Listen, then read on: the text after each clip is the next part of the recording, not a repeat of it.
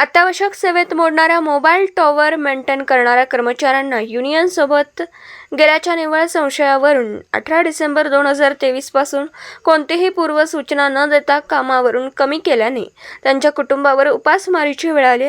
वारंवार पाठपुरावा करून देखील वरिष्ठ पातळीवर दखल न घेतल्याने कर्मचाऱ्यांनी आंदोलनाचा पवित्रा घेतला. पुन्हा कामावर घेण्यात यावं यासाठी कर्मचाऱ्यांनी 8व्या दिवशीही बेमुदत आंदोलन सुरूच ठेवलं. मागण्या मान्य न झाल्यास पोलीस प्रशासनाला पूर्वसूचना देऊनच मोबाईल टॉवर बंद करू असा इशारा यावेळी देण्यात येतो. इंडस हाऊसमध्ये 19 वर्ष काम करत असताना अचानकपणे युनियन सदस्यत्व घेतल्यामुळे इंडस टावर्सबरोबर जे वेंडर होऊन गेले त्याबरोबर वेदांत कमर्शियल हे काम करतं. वेदांत कमर्शियलनं आम्हाला 18 डिसेंबरपासून कामावरनं थांबवलं. त्या संदर्भात आम्ही 8 दिवस झालं धरणे आंदोलन करत आहोत. धरणे आंदोलन करत असताना त्यांनी 8 दिवसात अजूनही दखल घेतलेली नाही.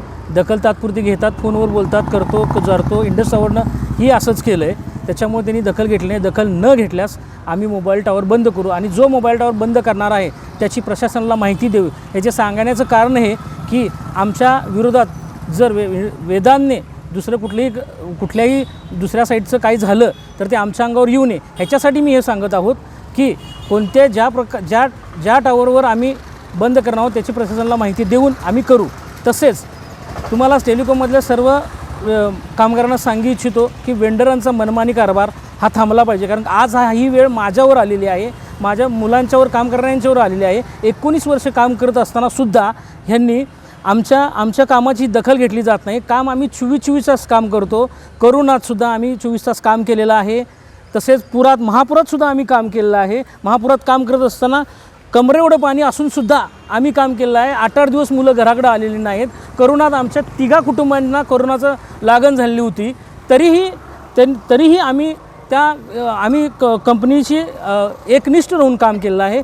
जर एवढं काम करूनसुद्धा जर कंपनी आमचे सगळं दखल घेत नसेल तर याची दखल तुम्ही घ्यावी अशी आमची विनंती आहे. तसंच आम्ही कामावरनं काढताना वेदांत कमर्शियलनं हा एक ठेकेदार आहे, त्यानं आमच्या संगत कोणताही करार केला नाही किंवा त्यासंगत काढतानाही कुठला करार केला नाही आणि आम्हाला कामावरनं काढलं आहे. मग काढणार तर हा कोण, हा माझा प्रश्न आहे. आणि काम करत असताना त्यांनी आम्हाला 2-2 लाख रुपये जे काय आहेत कामाचे दिलेले आहेत, मोबदला दिलेला आहे, आम्ही नाही म्हणत नाही, पण ॲग्रीमेंट करणं हे महत्त्वाचं आहे. काम करत असताना 24 तास काम करतो.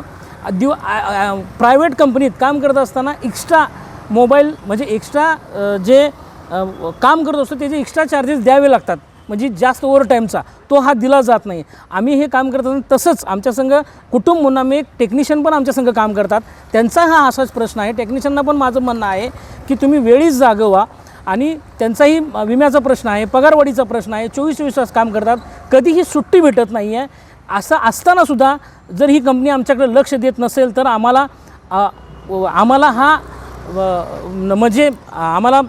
तीव्र आंदोलन करावं लागेल, टावर बंद करावे लागतील. ही आमची कळकळीची विनंती आहे. 8वा दिवस आहे.